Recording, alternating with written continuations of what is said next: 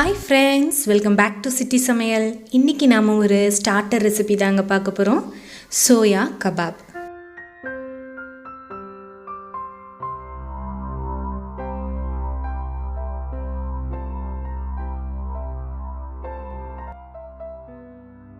இன்னைக்கு நான் 100 gram soya எடுத்துக்கிறேன். சோயாவை மீல் மேக்கர்னு சொல்லுவாங்க. சோயால புரோட்டீன் கண்டென்ட் ரொம்பவே ஜாஸ்தியா இருக்கு. முட்டை மற்றும் பாலுக்கு ஈக்குவலான புரோட்டீன் இதில் இருக்குது. இதை நம்ம ஃபஸ்ட்டு ஒரு 20 மினிட்ஸ் நல்லா சோக் பண்ணிக்கலாம், ஊற வச்சு எடுத்துக்கலாம். ஒரு பவுலுக்கு ட்ரான்ஸ்ஃபர் பண்ணிவிட்டு நல்லா தண்ணி ஊற்றி ஒரு 20 நிமிஷம் நல்லா ஊற வச்சுக்கலாம்.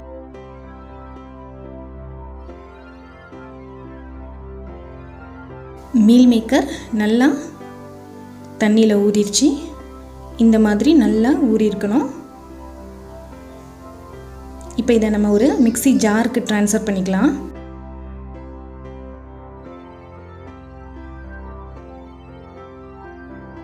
இதை ஒரு பேஸ்ட் பதத்துக்கு நம்ம இந்த மாதிரி அரைச்சி எடுத்துக்கலாம்.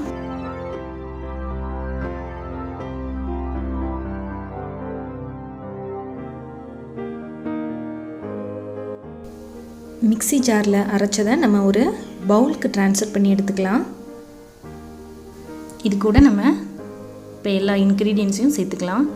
இன்றைக்கி 1/2 கப் கடலை மாவு ஆட் பண்ண போகிறேன். இது வந்து ஒரு நல்ல பைண்டிங்காக இருக்கும். அப்புறம் ஒரு 3 ஸ்பூன் கார்ன்ஃப்ளவர் சோள மாவு. இது ஒரு கிறிஸ்பினஸ்க்காக ஆட் பண்ணுறது. கொஞ்சமாக சால்ட், தேவையான அளவு உப்பு.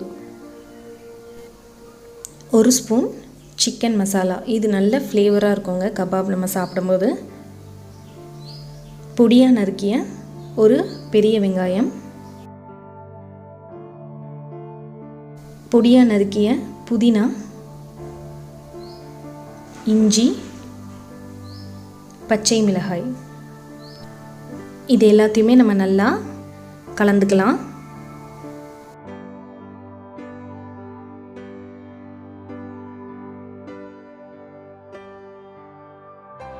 இப்போ ரெடி பண்ண இந்த மாவை நம்ம சின்ன சின்ன பால்ஸாக எடுத்துக்கலாம். இப்போ இதை நம்ம நல்லா டீப் ஃப்ரை பண்ணி எடுக்க போகிறோம். ஸோ எண்ணெய் நல்லா காஞ்சதும் நம்ம ரெடி பண்ணி வச்ச இந்த பால்ஸை போட்டு நல்லா ஃப்ரை பண்ணிக்கலாம்.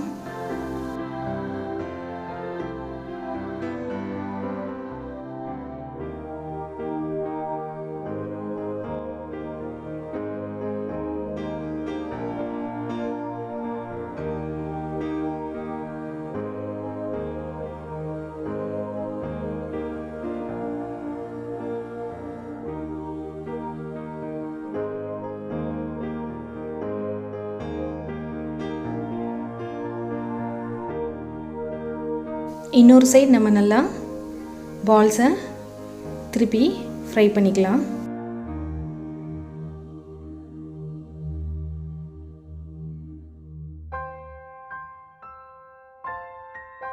இது வந்து குழந்தைங்க ரொம்பவே விரும்பி சாப்பிடக்கூடிய ஒரு ஸ்டார்டர் ரெசிபியாக இருக்குங்க.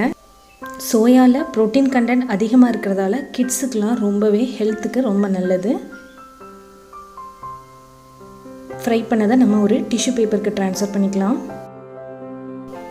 ஒரு பால்ஸை நான் இப்போ உங்களுக்கு ஓப்பன் பண்ணி காமிக்கிறேன்.